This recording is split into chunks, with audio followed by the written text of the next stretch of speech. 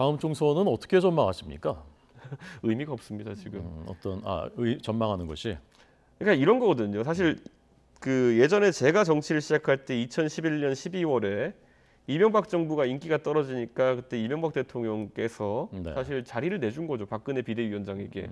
그래서 박근혜 비대위 체제로 선거를 치러가지고 과반 의석을 하고 결국 정권 재창출까지 했습니다.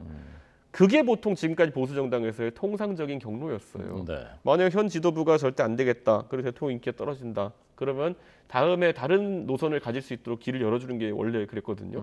지금은 그럴 거라고 아무도 예상 안 하잖아요. 그렇기 때문에 저는 이번에 순도 높은 한 윤핵관 선거를 강서구청장 보궐선거에서 경험해봤으면 좋겠다.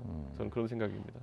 그래서 이제 크게 지고 나면 내년 총선에선 달라졌으면 좋겠다 이제 그런 얘기입니다. 아닙니다. 기대가 없습니다. 기대를 안 한다. 아무도 기대 안 하고 그냥 한번 겪어봤으면 좋겠습니다. 내년 총선까지. 예, 예. 내년 총선도 이제 어렵다는 얘기군요, 그러니까.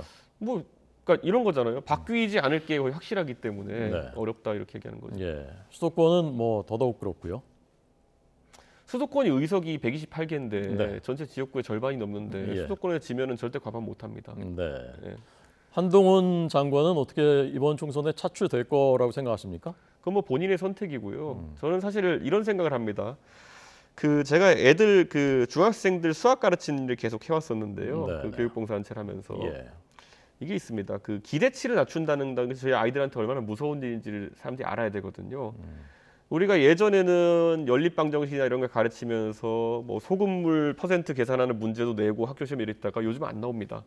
갈수록 우리는 아이들한테 교육 기대치를 낮추게 되면서 학력 저하가 발생하게 돼 있거든요. 네.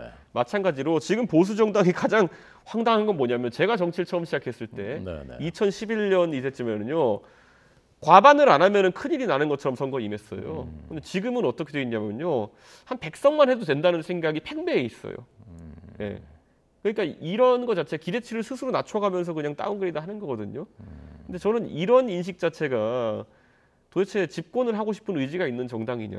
그건 되묻고 싶어요. 100석만 해도 된다는 건 총선 전체에서 100석만 해도 된다고 생각을 지난번에 110석, 지금 105석 정도 남아있거든 지금. 네, 네. 그러면 이번보다 잘했냐, 지난번보다 잘했냐 못했냐를 판단의 기준을 삼겠단 말이 벌써 나오고 있어요. 네, 네. 그러니까 저는 이거는 말이 안 되는 거고 여당이면 당연히 과반 그 이상을 넘어가지고 도전할 수 있을 정도로 준비를 해야 되는 것인데 네. 지금은 그 모드 아닙니다. 예전에 2016년 선거를 앞두고도요. 우리 기억나지 않습니까? 박근혜 대통령께서 아니 과반 안 해도 되니까 나랑 마음이 맞는 사람들이 당선됐으면 좋겠다 해가지고 공천 파동 일으킨 거 아닙니까? 네, 네. 예, 저는 지금 와서 생각해 보면 황당한 일이죠. 예. 예.